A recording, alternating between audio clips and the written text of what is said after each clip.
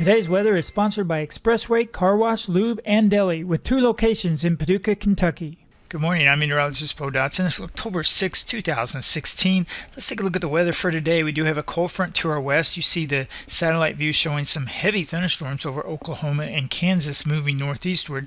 Cold front arrives in our area tomorrow on Saturday. Unfortunately, it looks like it's mostly going to be dry. We just don't have a lot of moisture to work with. Earlier in the week, it looked like we might end up with some scattered showers and storms. I had the chances at 30%, but I'll probably go ahead and drop those down to 20% along the front for Friday afternoon into Saturday morning.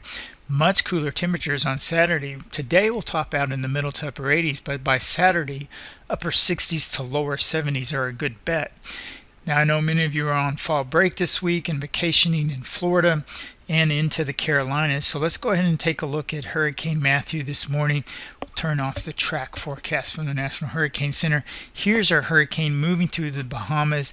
Will be quite a bit of damage across some of these islands. Now, this storm is moving northwestward and will move towards Florida later today into tonight. May actually move ashore somewhere north of Stuart, Florida, into the Cape Canaveral area. Some question marks whether it hugs the coast or moves a little bit inland. Now remember, the highest winds in a hurricane are on the northeast and east side of the eye wall.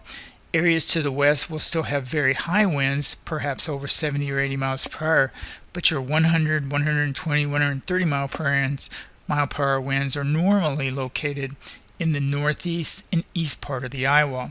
The storm will cause extensive damage in Florida, coastal erosion from Florida, Georgia into the Carolinas.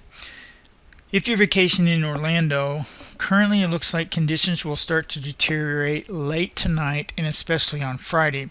Now, again, there remain some questions on the exact track. The EC model guidance brings the eye of Hurricane Matthew right towards Orlando. If that were to happen, then you can expect winds over 80 miles per hour in Orlando. That's a concern, of course, because you're going to have some damage and power outages.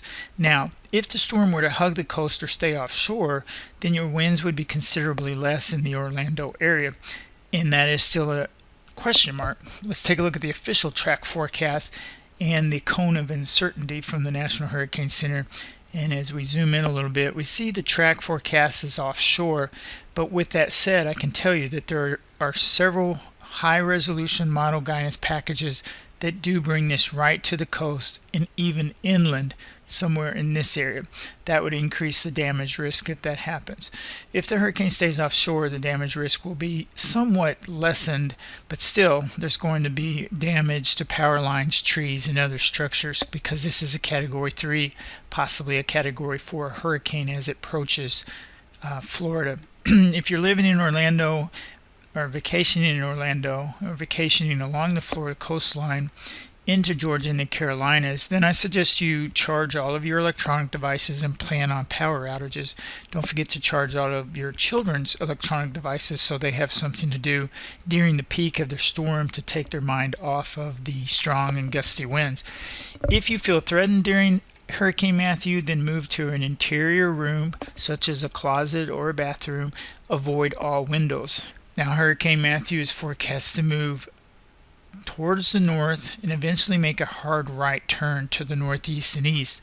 There remain some questions on exactly where that will happen. You can see the National Hurricane believes it will happen somewhere in this area to the east of Jacksonville, Florida, to the southeast of Savannah, Georgia. Now, if it does not make that hard right turn, then damage will be extensive along the Georgia coastline into the Carolinas. If the storm were to move into the Carolinas, the damage risk would be considerable along the coastline and inland. Most of the model guidance does make that hard right turn, but not all of the guidance shows that. And you can see the cone of uncertainty includes all of southeast Georgia and all of the east coast of South Carolina and southeast coast of North Carolina as well. Best advice over the next 24 to 48 hours is to listen to local emergency management officials and heed any evacuation warnings. And as the system moves towards your area, tune into the local TV stations, ABC, CBS, NBC, Fox affiliates. Your local TV stations in those areas are going to have the most specific information for your safety. The Weather Channel does a great job of national overview, but your specific spot forecasts you should listen to the National Weather Service and local media for the best emergency tips and information. All right, stay safe through the storm and safe travels back home.